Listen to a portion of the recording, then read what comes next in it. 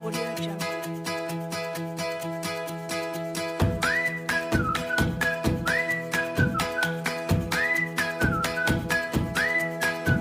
Jungle.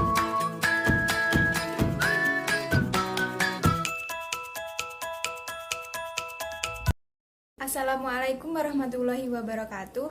Perkenalkan, nama saya Hiliatus Saadah, NIM T 2019-8089 dari kelas Biologi 3. Di sini saya akan mempresentasikan materi tentang vitamin dan mineral. Yang pertama yaitu saya akan membahas tentang vitamin. Vitamin adalah berasal dari gabungan kata bahasa Latin yaitu vita yang artinya hidup dan amina atau amine yang mengacu pada suatu gugus organik. Yang dimaksud suatu gugus organik ini ialah suatu gugus yang memiliki atom nitrogen. Simbolnya yaitu N. Kenapa demikian? Karena pada awalnya vitamin diketahui bahwa banyak atau bahkan sama sekali tidak memiliki atom N seperti itu. Kemudian, pengertian vitamin itu sendiri ialah sekelompok senyawa organik amina yang sangat penting dan sangat dibutuhkan oleh tubuh. Karena vitamin berfungsi untuk membantu pengaturan atau proses kegiatan tubuh. Dapat disebut dengan vitamin mempunyai peran sangat penting dalam metabolisme tubuh. Karena vitamin tidak dapat dihasilkan oleh tubuh sehingga harus diperoleh dari makanan. Selanjutnya, saya akan menjelaskan tentang pemberian nama. Kan sudah dijelaskan di sana kan bahwa vitamin diberi simbol menurut urutan saat diisolasi pertama kali. Kemudian diberi nama sesuai unsur kimianya kan. Nah, maksudnya itu ialah vitamin ini menggunakan urutan alfabet. Ternyata nama vitamin itu mempunyai riwayat panjang yang dimulai dari abad ke-19. Berawal dari pendalaman penelitian atas daya tahan binatang terhadap penyakit didorong oleh adanya suatu zat. Singkatnya, pada tahun 1912, saat studi ilmiah meningkat, seorang ilmuwan yang bernama Casimir Fang mengisolasi sebuah faktor organik yang digambarkan sebagai amine atau semacam asam amino. Mengingat unsur ini sangat penting untuk kehidupan, Fang mengkombinasikan dua kata itu untuk memberikan istilah vitamin. Sedangkan ide penamaan vitamin yang menggunakan urutan alfabet atau sesuai dengan unsur kimianya itu dapat dilacak pada tesis karya Cornelis Kennedy pada tahun 1916. Nah, dari situ nama-nama vitamin itu berasal. Peran vitamin. Peran vitamin yang pertama ialah vitamin bekerja dengan cara mengaktifkan reaksi kimia tertentu dalam proses metabolisme. Yang kedua ialah jika kekurangan vitamin, maka proses metabolisme akan terganggu dan tubuh menjadi sakit. Yang ketiga, sebagai vitamin dapat disimpan tubuh. Nah, pada peran vitamin itu ada 3 yang sudah dipaparkan. Dari pemaparan tersebut, dijelaskan bahwa vitamin itu memiliki peranan spesifik di dalam tubuh dan dapat pula memberikan manfaat kesehatan. Bila kadar senyawa ini tidak mencukupi, dan tubuh akan mengalami sakit. Sedangkan tubuh itu hanya memerlukan vitamin dalam jumlah sedikit. Akan tetapi, jika kebutuhan ini diabaikan, maka metabolisme di dalam tubuh kita akan terganggu karena fungsinya tidak dapat digantikan oleh senyawa lain.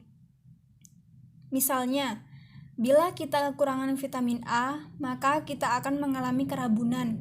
Di samping itu juga, asupan vitamin juga tidak boleh berlebihan karena dapat menyebabkan gangguan metabolisme pada tubuh. Fungsi vitamin itu ada 4, diantaranya berperan dalam reaksi kimia metabolisme. Kemudian, sebagai pertumbuhan. Maksudnya apa? Vitamin ini berperan dalam proses pertumbuhan dan pembentukan sel dalam tubuh. Setelah itu, fungsi vitamin juga sebagai pemeliharaan jaringan. Maksudnya, vitamin yang ada dalam tubuh kita sebagai pemertahan fungsi jaringan agar tetap normal. Yang terakhir yaitu sebagai koenzim dalam bentuk apoenzim atau terikat dengan protein. Maksudnya itu, vitamin sebagai koenzim yang berperan sebagai biokatalisator yang dapat membantu mempercepat reaksi-reaksi zat di dalam tubuh. Kenapa berperan sebagai biokatalisator? Karena vitamin itu termasuk enzim, dan enzim itu merupakan suatu protein yang berfungsi sebagai biokatalisator. Sumber vitamin. Sumber vitamin itu diperoleh terutama pada buah dan sayur. Akan tetapi tidak dipungkiri juga pada makanan ada vitamin. Nah, dalam makanan itu ada vitamin yang berbentuk provitamin atau prekursor, itu kemudian diubah menjadi vitamin. Akan tetapi, makanan juga bukan satu-satunya sumber vitamin. Contohnya, provitamin A diubah menjadi vitamin A. Selanjutnya, klasifikasi vitamin. Klasifikasi vitamin di sini berdasarkan kelarutannya dibagi menjadi dua, yaitu vitamin larut lemak dan vitamin larut air. Yang pertama ialah vitamin larut lemak. Vitamin larut lemak itu cara kerjanya berbeda dengan vitamin larut air. Kenapa? Karena vitamin larut lemak ini akan disimpan dalam jaringan adipose atau lemak dan dalam hati. Vitamin ini juga kemudian akan dikeluarkan dan diedarkan ke seluruh tubuh saat dibutuhkan. Dan beberapa jenis vitamin ini dapat disimpan beberapa hari saja dalam tubuh, sedangkan jenis vitamin lainnya dapat bertahan hingga 6 bulan lamanya dalam tubuh. Contohnya ialah vitamin A, vitamin D, vitamin E, serta vitamin K. Sedangkan vitamin larut air juga berbeda dengan vitamin larut lemak. Mengapa demikian? Karena vitamin larut air ini jenis vitamin yang hanya bisa disimpan dalam jumlah sedikit dan biasanya akan segera hilang bersama aliran makanan. Saat suatu bahan pangan dicerna oleh tubuh, vitamin yang terlepas akan masuk ke dalam aliran darah dan beredar ke seluruh bagian tubuh. Apabila tidak dibutuhkan, vitamin ini akan segera dibuang tubuh bersama urin. Oleh karena itu, tubuh membutuhkan asupan vitamin larut air secara terus-menerus. Contohnya ialah vitamin B dan vitamin C. Yang pertama ialah vitamin larut air. Vitamin larut air ini memiliki sifat-sifat umum, di antaranya ialah tidak terdapat semua jaringan, terdiri dari unsur-unsur karbon, hidrogen, dan oksigen, memiliki bentuk prekursor atau provitamin, menyusun struktur jaringan tubuh, diekskresi melalui feses, serta kurang stabil jika dibandingkan vitamin B, dapat dipengaruhi oleh cahaya, oksidasi, dan lain sebagainya. Yang termasuk dari vitamin larut lemak yang pertama ialah vitamin A. Vitamin A ini merupakan vitamin yang larut dalam lemak. Kemudian, biasanya bersumber dari bahan pangan nabati dan hewani. Yang termasuk dari bahan nabati itu sebagian besar ditemukan dalam bentuk provitamin A, sedangkan sumber hewani itu sebagian besar dalam bentuk retinol. Vitamin A ini juga merupakan vitamin yang aktif dan terdapat dalam beberapa bentuk, di antaranya ialah vitamin A alkohol atau retinol, vitamin A aldehida atau retinal, vitamin A asam atau asam rationat, serta vitamin A ester atau ester retinil. Dengan bermacam-macam bentuknya tersebut, vitamin A ini bisa dibedakan. Bagaimana cara membedakannya? Cara membedakannya itu dengan melihat perbedaan yang terletak pada gugus fungsionalnya. Kemudian, dapat diketahui bahwa vitamin A ini memiliki peran atau fungsi. Peran atau fungsi itu ialah sebagai kekebalan tubuh memiliki pengaruh dalam pencegahan kanker. Kanker tersebut seperti kanker kulit, kanker tenggorokan, paru-paru, serta payudara. Kemudian, penjelasan dari struktur vitamin A. Penjelasan dari struktur vitamin A ini ialah dapat dilihat di gambar tersebut bahwasanya struktur tersebut terdapat senyawa polisoprenoid yang mengandung cincin sikloheksenil. Nah, vitamin A ini merupakan istilah genetik untuk semua senyawa dari sumber hewani yang memperlihatkan aktivitas biologik vitamin A, dan pada vitamin A ini juga bentuk senyawa retinol lah yang memiliki aktivitas penuh vitamin A. Yang lainnya hanya mempunyai sebagian fungsi vitamin A. Vitamin yang kedua dari vitamin larut lemak ialah vitamin D. Vitamin D ini merupakan vitamin yang larut dalam lemak, dan vitamin D ini memiliki dua bentuk yang utama, di antaranya ialah vitamin D2 atau ergokalsiferol dan vitamin D3 atau kolekalsiferol. Vitamin D2 ini banyak terdapat atau ditemukan dalam bahan nabati, sedangkan vitamin D3 ini banyak ditemukan atau terdapat dalam minyak hati. Selanjutnya dapat diketahui bahwa vitamin D ini dapat disintesis dalam tubuh manusia dan hewan dalam bentuk vitamin. Kemudian, vitamin D ini sangat penting untuk metabolisme kalsium dan fosfor dengan sumber vitamin D yang dihasilkan oleh pancaran sinar matahari. Penjelasan dari struktur vitamin D. Penjelasan dari struktur vitamin D ini dapat dilihat bahwa ada dua bentuk gambar yang berbeda. Nah, perbedaan tersebut dapat diketahui mana bentuk dari vitamin D2 dan mana bentuk dari vitamin D3. Penjelasannya yaitu vitamin D dihasilkan dari provitamin ergosterol dan 7-men-dehidrokolesterol. Ergosterol terdapat dalam tanaman dan 7-men-dehidrokolesterol dalam tubuh hewan.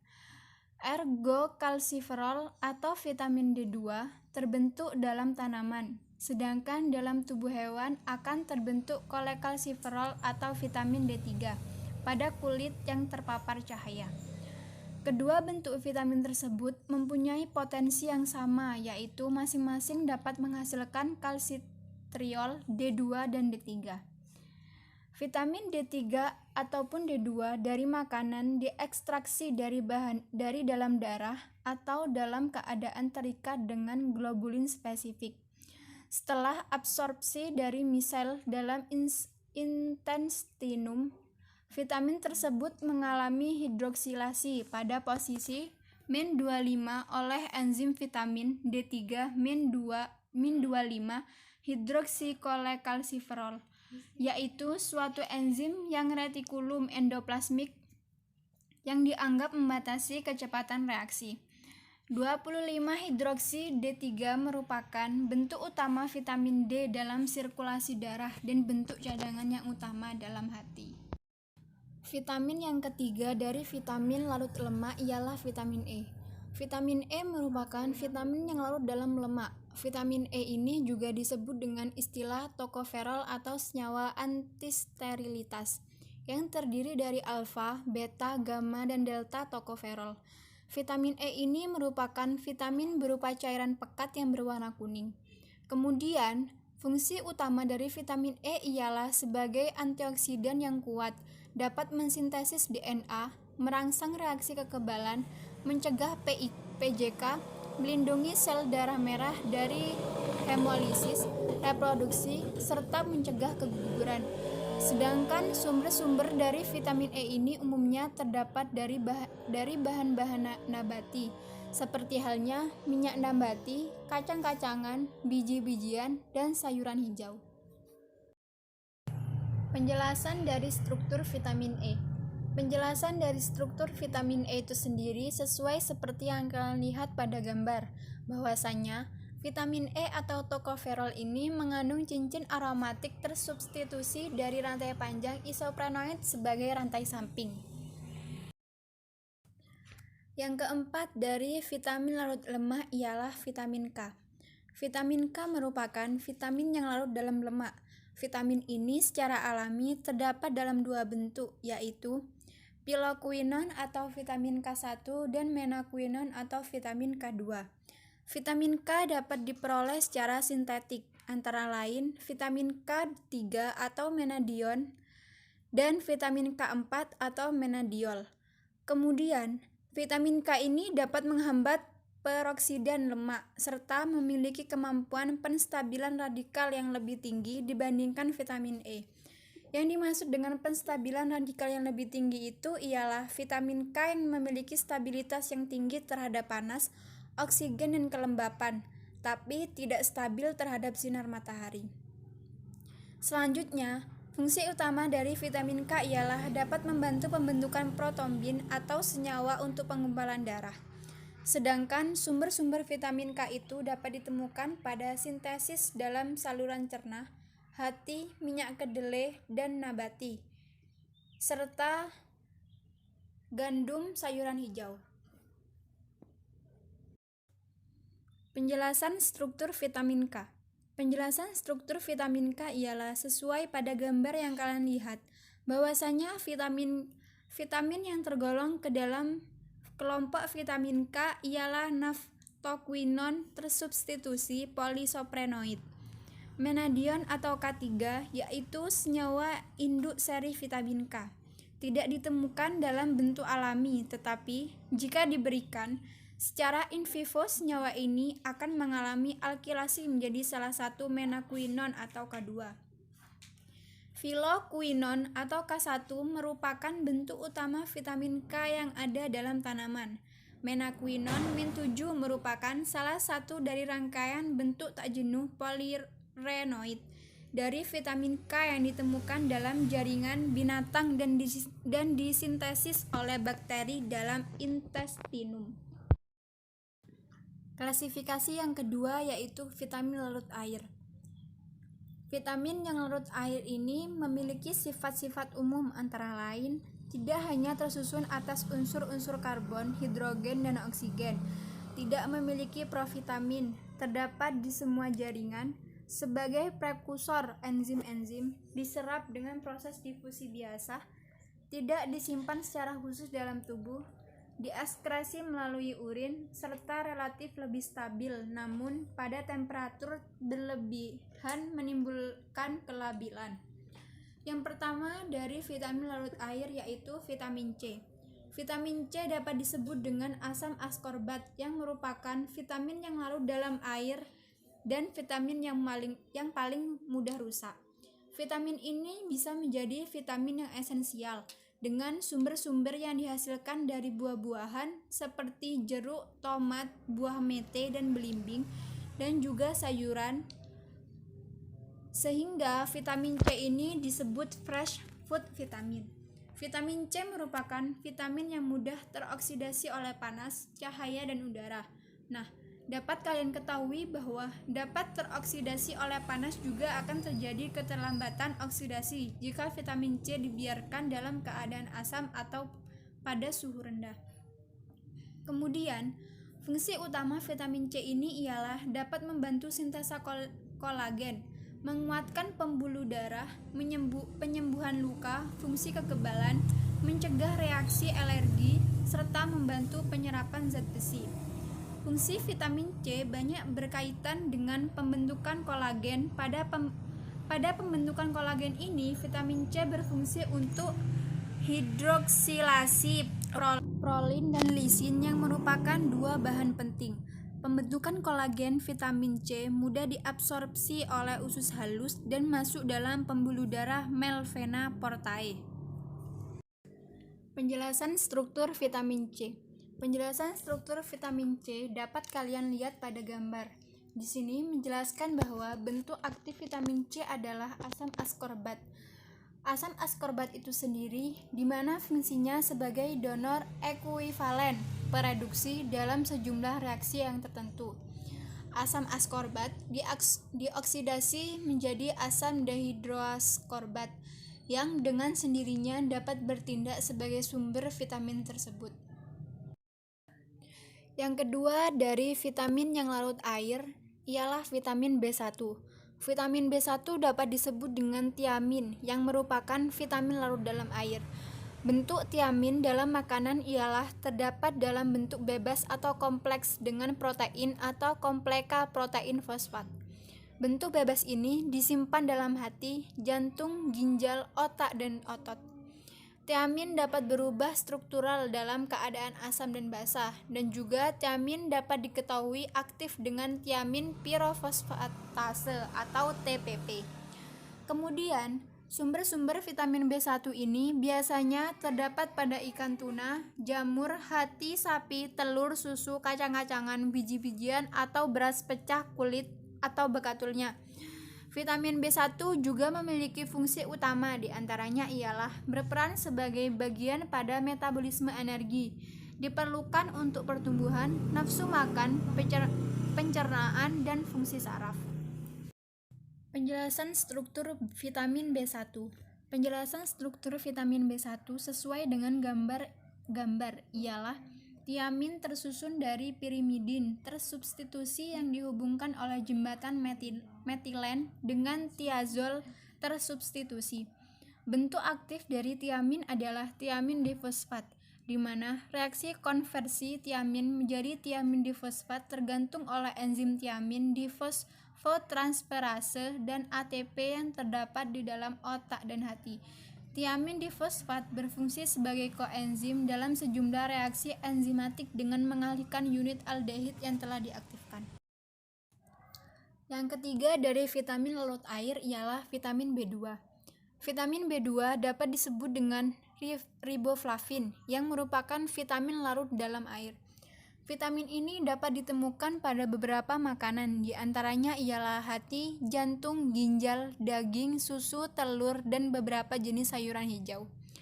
Riboflavin ini dapat ditemukan dalam 3 bentuk, tergantung pH lingkungannya, yaitu riboflavin kationik, riboflavin netral, serta riboflavin anionik. Vitamin ini juga disebut vitamin yang cukup stabil terhadap panas, begitu juga sebaliknya, tidak stabil dalam keadaan basah dan mudah teroksidasi. Kemudian, fungsi utama dari vitamin B2 ialah suatu bagian koenzim yang berperan dalam metabolisme energi, pernapasan, dan penting untuk kesehatan kulit. Penjelasan struktur vitamin B2. Penjelasan struktur vitamin B2 ini sesuai seperti apa yang kalian lihat pada gambar yang menerangkan bahwa riboflavin terdiri atas sebuah cincin isoaloxazin heterosiklik yang terikat dengan gula alkohol dan ribitol. Jenis vitamin ini berupa pigmen fluoresen berwarna yang relatif stabil terhadap panas, tetapi terurai dengan cahaya yang visible. Bentuk aktif riboflavin adalah flavin mononukleotida atau FMN dan flavin adenin dinukleotida atau VAD. VMN dibentuk oleh reaksi fosforilasi riboflavin yang tergantung pada ATP, sedangkan FAD disintesis oleh reaksi selanjutnya dengan ATP di mana bagian AMP dan ATP dialihkan kepada FMN. Yang keempat dari vitamin larut air adalah vitamin B3. Vitamin B3 dapat disebut dengan niacin yang merupakan vitamin larut dalam air. Vitamin niacin ini nutrisi paling penting bagi sistem saraf, saluran pencernaan, serta bagi kulit. Sumber-sumber vitamin B3 ini biasanya terdapat pada daging, terigu, jagung, telur, susu, dan tak lupa juga niacin terdapat pada serealia, tapi membentuk ikatan kompleks dengan peptida dan karbohidrat.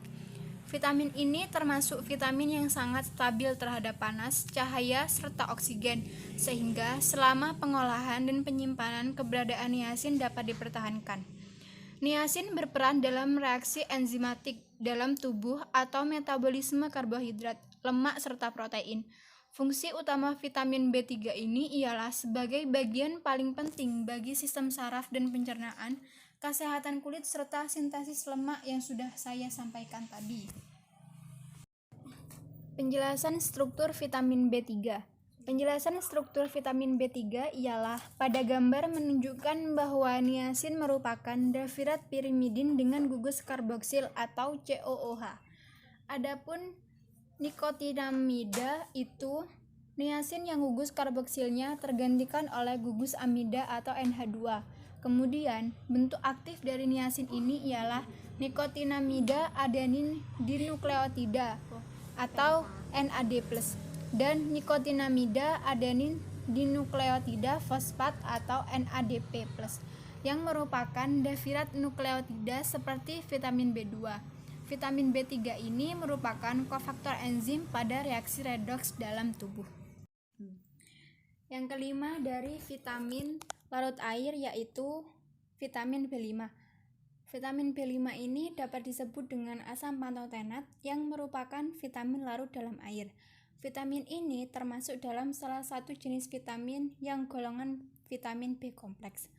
Vitamin ini berperan sebagai koenzim yang berperan dalam banyak metabolisme pelepasan energi. Kemudian, sumber-sumber vitamin B5 ini berasal dari biji-bijian, daging ayam, daging sapi, hati, ginjal yes, kuningan telur, brokoli, atau kentang. Biasanya, vitamin ini termasuk vitamin yang kurang stabil terhadap panas dan kondisi lingkungan yang asam atau alkali. Penjelasan struktur vitamin B5. Penjelasan struktur vitamin B5 ialah pada gambar dijelaskan bahwa asam pantotenat dibentuk melalui penggabungan asam pantoat dengan alanin. Asam pantotenat aktif adalah koenzim A dan protein pembawa asil.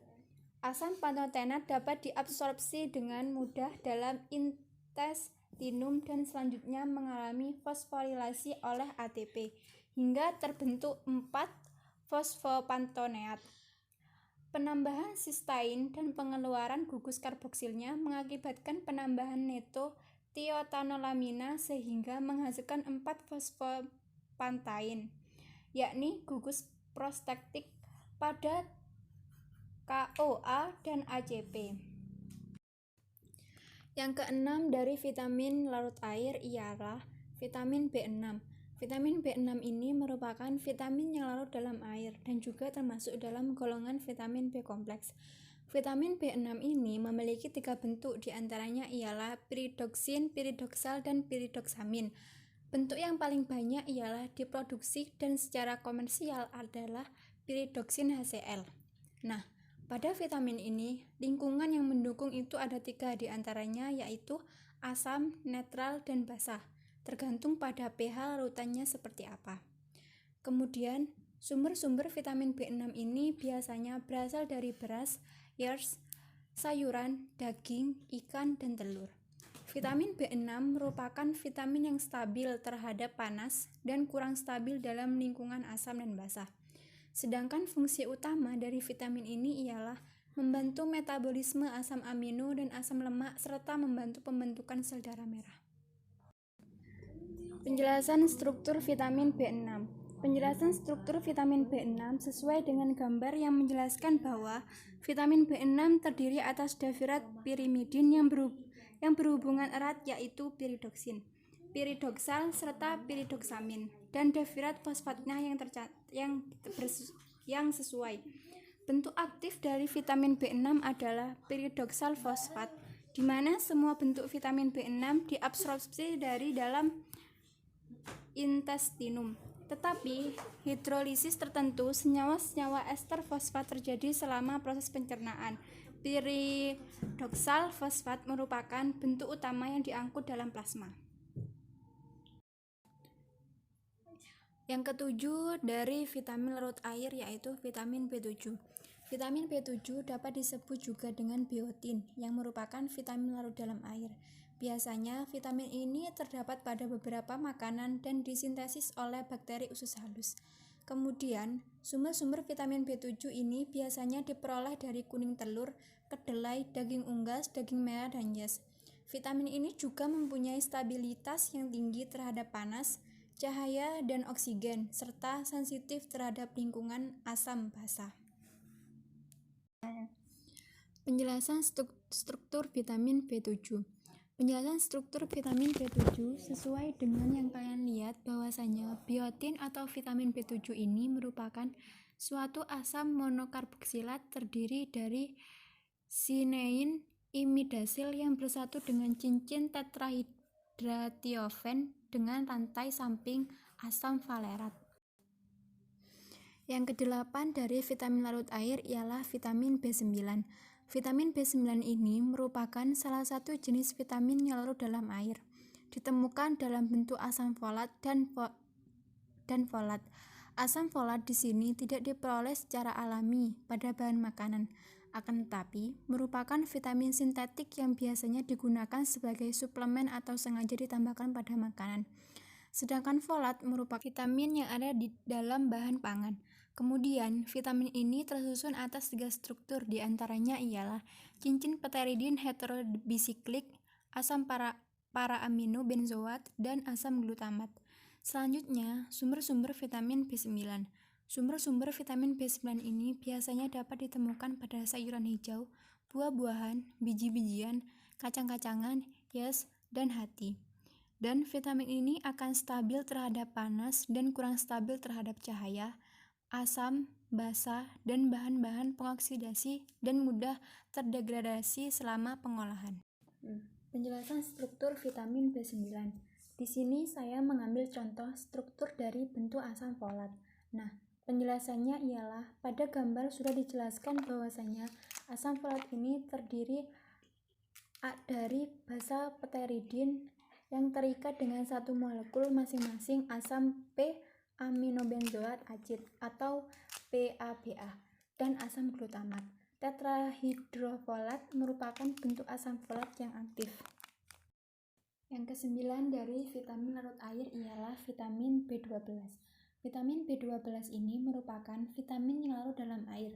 Vitamin ini mempunyai stabilitas yang tinggi terhadap panas, tapi sensitif terhadap cahaya, oksigen, lingkungan, asam basa. Dapat disebutkan bahwa sumber-sumber vitamin B12 ini dapat ditemukan pada daging sapi, ikan, kepiting, lobster, susu sapi, dan telur. Kemudian, fungsi utama dari vitamin B12 ini ialah sintesis asam amino dan asam lemak, membantu sistem jaringan, dan berperan dalam pertumbuhan. Penjelasan dari struktur vitamin B12.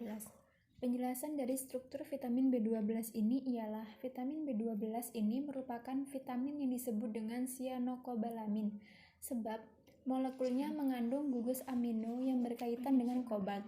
Kompleks terkoordinasi serupa dengan sistem cincin porfinin pada heme dan protein heme pada bentuk koenzim. Vitamin ini bersifat unik di antara semua vitamin lainnya. Mengapa? Karena molekulnya tidak hanya mengandung suatu molekul organik yang kompleks, akan tapi juga mengandung unsur mikro yang esensial yaitu kobalt. Materi selanjutnya setelah vitamin yaitu mineral. Mineral ini merupakan bagian tubuh yang memegang peranan penting dalam pemeliharaan fungsi tubuh. Kenapa demikian? Karena mineral itu merupakan suatu substansi anorganik yang diperlukan oleh tubuh dalam jumlah yang kecil. Maka dari itu, mineral itu dapat memelihara fungsi tubuh. Di sisi lain juga, mineral itu merupakan suatu senyawa yang terdiri dari berbagai unsur yang berbeda-beda.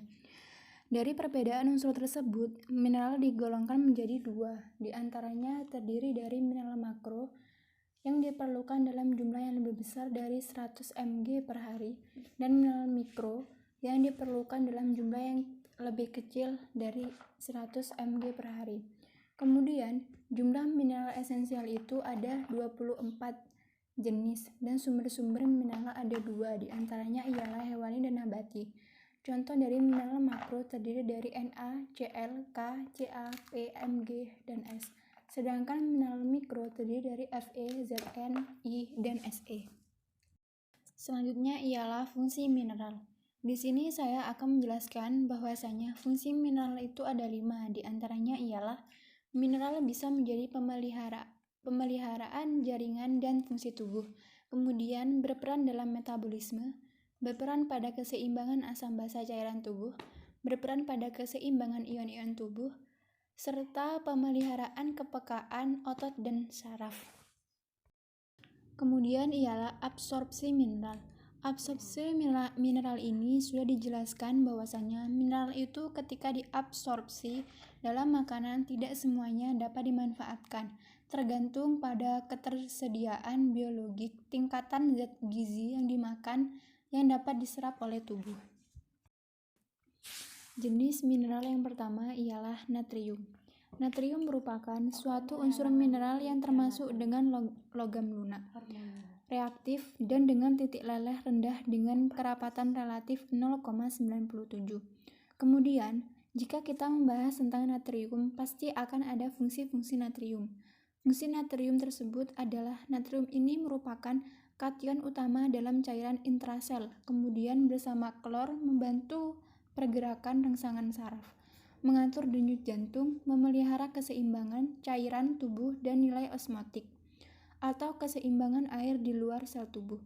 Memelihara keseimbangan pH dan asam, mengatur permeabilitas sel serta fungsi alat dan transmisi impuls saraf.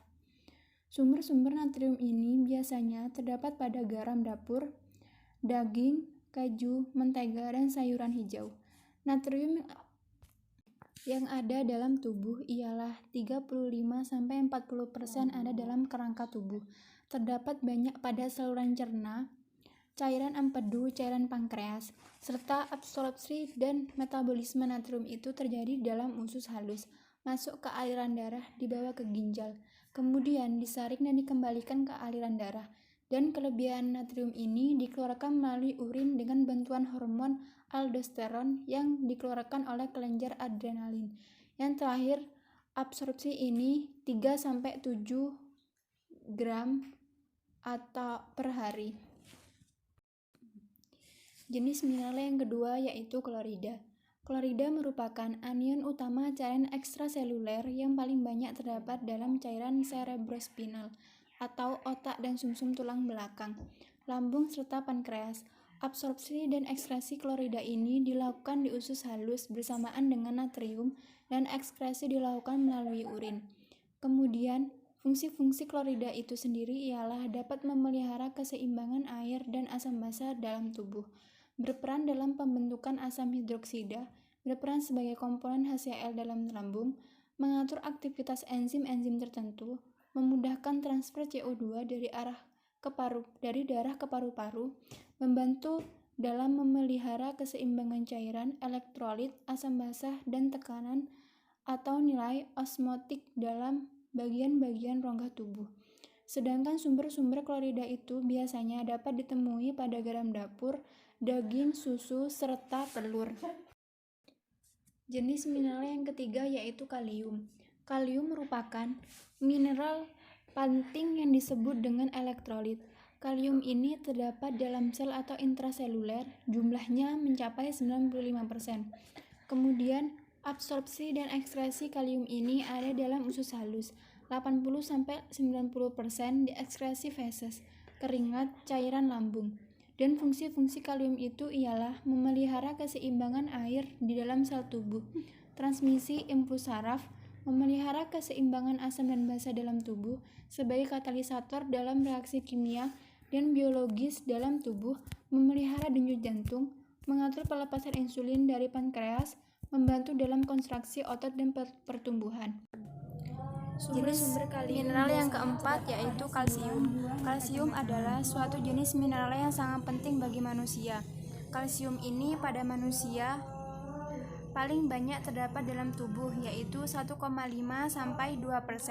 dari BB orang dewasa atau sekitar 1 kg, dan 99% terdapat pada jaringan keras, tulang dan gigi. Sisanya tersebar dalam cairan ekstra dan intraseluler. Kemudian, absorpsi dan ekskresi kalsium itu terjadi di usus halus bagian atas. 30-50% dapat diabsorpsi dengan kemampuan lebih tinggi pada usia pertumbuhan dan menurun saat usia tua, sedangkan ekskresi itu melalui feses, urin, dan keringat. Selanjutnya, faktor yang meningkatkan absorpsi. Faktor-faktor yang meningkatkan absorpsi itu dipengaruhi oleh massa seperti pertumbuhan, kehamilan, menyusui, aktivitas fisik seperti olahraga, dan konsumsi lemak. Sedangkan faktor yang menghambat absorpsi dipengaruhi oleh kekurangan vitamin D, konsumsi oksalat dan fitat, serta konsumsi serat tinggi. Kalsium ini mempunyai fungsi dalam suatu jenis mineral yang dibutuhkan oleh tubuh manusia. Fungsi itu terdiri dari unsur pembentuk tulang dan gigi, pengaturan fungsi saraf dan otot, membantu proses pembekuan darah, memelihara dan meningkatkan fungsi membran sel, mengaktifkan reaksi enzim dan sekresi hormon, membantu proses pengumpalan, serta melindungi tubuh terhadap absorpsi zat-zat kimia radioaktif tertentu. Sumber-sumber kalsium dapat kalian peroleh dari produk olahan susu, kacang-kacangan, sayuran hijau, dan telur. Jenis mineral yang kelima yaitu fosfor. Fosfor merupakan mineral kedua terbanyak dalam tubuh, yaitu 1% dari BB dan 85% terdapat dalam bentuk kalsium fosfat dalam tulang dan gigi yang bersifat tidak larut, sedangkan sisanya terdapat dalam sel tubuh, otot serta cairan tubuh ekstraseluler. Fosfat ini dapat juga diartikan sebagai suatu jenis mineral ion poliatomik atau radikal terdiri dari satu atom fosforus dan 4 oksigen. Kemudian, absorpsi dan metabolisme fosfat ini dapat diabsorpsi sebagai fosfor babas dalam usus halus yang dibebaskan oleh enzim alkalin fosfatase dengan bantuan vitamin D. Sedangkan dalam darah terdapat sebagai fosfolipida dan setelah itu absorpsi dihambat oleh konsumsi Fe tinggi, asam lemak tidak jenuh, dan antasida karena membentuk garam yang tidak larut air. Selanjutnya, fungsi-fungsi fosfor. Fungsi-fungsi fosfor ini ialah suatu unsur fosfor dapat sebagai pembentuk tulang dan gigi, unsur pembentuk perantara metabolik fosforilasi asam nukleat, mempengaruhi semua proses perombakan dan pembentukan zat, membentuk bagian-bagian penting dari plasma sel untuk pembelahan inti sel dan memindahkan sifat-sifat keturunan diperlukan dalam proses pengerutan otot. Sedangkan sumber-sumber fosfor itu dapat kalian temukan pada susu, tepung, sayuran hijau, biji-bijian, dan zat aditif makanan yang mengandung fosfat. Jenis mineral yang keenam yaitu magnesium. Magnesium merupakan salah satu jenis mineral yang jenisnya terbanyak kedua dalam cairan intraseluler setelah natrium. Magnesium yang ada di alam itu merupakan bagian klorofil daun. 60% terdapat pada tulang dan gigi dan 26% terdapat di otot dan jaringan lunak serta sisanya terdapat dalam cairan tubuh. Kemudian, absorpsi magnesium ini terjadi dalam usus halus. Efeknya apa? Jika konsumsi kalsium rendah, maka penyerapan magnesium meningkat. Selanjutnya ialah fungsi magnesium. Fungsi magnesium ini terdiri atas suatu unsur yang dapat menjadi pembentuk tulang dan gigi, kofaktor, sintesis protein, respirasi seluler sebagai katalisator dalam beberapa reaksi kimia dan biologis melibatkan ATP dan ADP serta unsur penting otot dan sel darah merah. Sedangkan sumber-sumber magnesium itu terdiri dari sayuran hijau yang mengandung klorofil. Jenis mineral yang ketujuh yaitu sulfur. Sulfur merupakan salah satu unsur yang paling reaktif dari unsur-unsur lainnya dan unsur kimia yang berada pada tabel periodik. Dapat kalian ketahui bahwasanya sulfur itu berasal dari makanan yang mengandung asam amino, dan fungsinya sulfur itu sendiri ialah berperan pada pembentukan hormon insulin serta detoksifikasi, dan jumlah sumbernya seperti tadi yang sudah saya jelaskan bahwa berasal dari bahan pangan sumber protein. Jenis mineral yang kedelapan yaitu besi. Besi merupakan suatu unsur atau jenis mineral yang dalam daratan transisi jika dalam artian kimia seperti kimia. Besi ini terdapat dalam tubuh sekitar 4 gram yang tersimpan dalam sel darah merah dan otot, serta selalu dirombak dan dibentuk setiap hari. Masa hidup sel darah merah ini 128 hari. Kemudian, sifat zat besi tidak mudah rusak oleh pemasakan, tetapi sebagian kecil akan hilang bersama air rebusan sayuran atau daging. Selanjutnya ialah absorpsi, transportasi, penyimpanan besi. Absorpsi, transportasi, dan penyimpanan besi itu dimulai dari lambung dengan bantuan HCl dan vitamin C, kemudian diabsorpsi di usus halus bagian atas.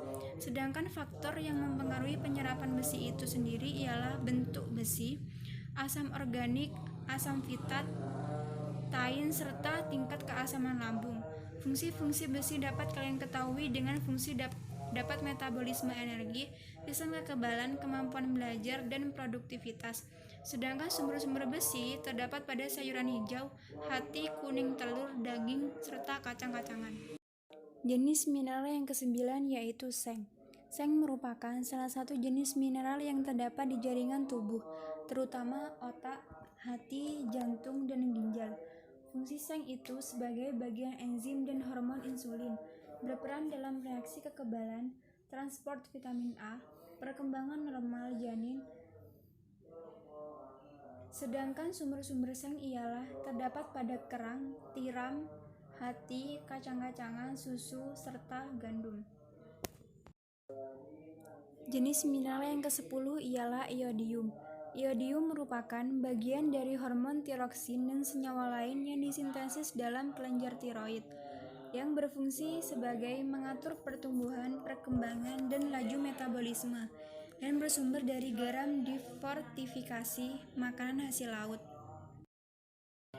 Selanjutnya yaitu jenis mineral yang ke-11, selenium. Selenium itu memiliki fungsi sebagai konstituen glutation peroksidase dan untuk metabolisme. Dengan selenium antioksidan sinergistik dengan vitamin E, serta sumbernya yaitu tanaman.